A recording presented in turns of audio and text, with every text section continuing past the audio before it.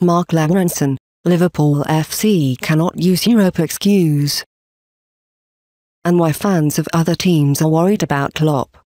Despite the dash after the game to get back to Liverpool, it's still a worthwhile competition. Going from the Europa League on the Thursday, to the Premier League on the Sunday, shouldn't be a problem. Jurgen Klopp was spot on with what he said. What's the difference between playing Wednesday and Saturday? There's 3 days between games in both instances, so it's just a mental thing for me. It's not even as if the distance makes a difference now given how modern the travel is. When I was playing, our plane was like a zoo. We couldn't get out, feet up, lie down, or ever sleep. You just sat there and dealt with it.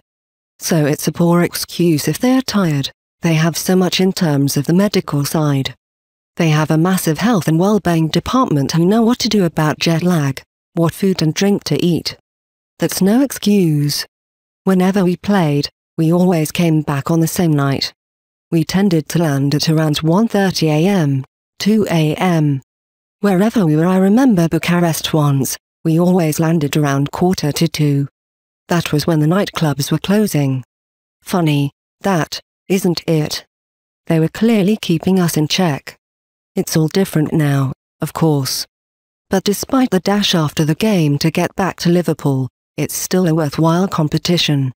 Everyone wants to be in the Champions League given the difference in money, that's obvious, but Klopp was right when he said about the snob element. You don't have to make a decision until February anyway. If you're on a really good run and have a chance of a greater prize, you can adapt to that. If you are going for the title or the top 4, then you play a weakened team. If the Europa League your best chance of silverware, then you keep playing the strong side. And you can keep on assessing from there. You'll know in March, April, or whenever, just where your season is heading. Nothing is decided now, so just make sure you have the options available as far into the season as possible. Beating Palace will be a real boost and continue that momentum. They are going to be a bit different to anything Liverpool have faced so far under Klopp.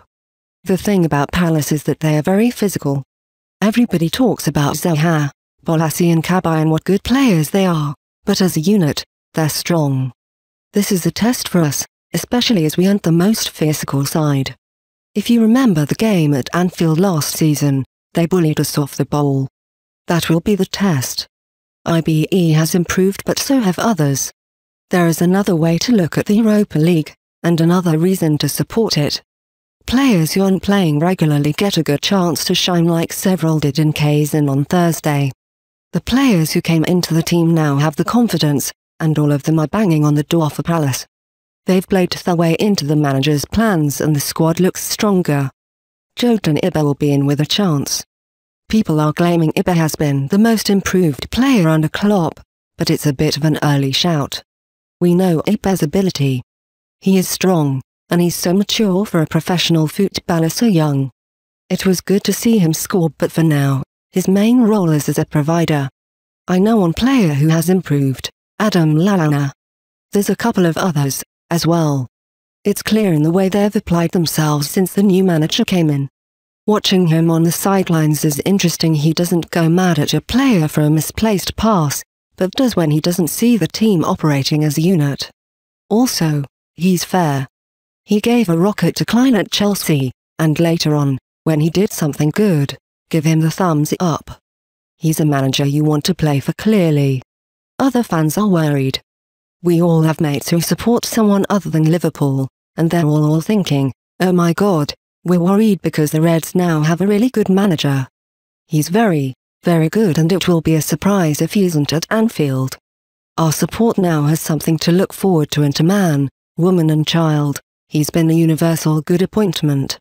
Up until he came, Anfield had fallen deathly silent. It was like sitting in your house. The air of resignation was obvious. Now, people get there a little bit earlier, and you can hear the chatter and buzz. It feels like the club is its mojo back, and he isn't even really done anything yet. One of the great things he said about supporters was how they pay their money and how they should look forward to the game, be excited and enjoy it.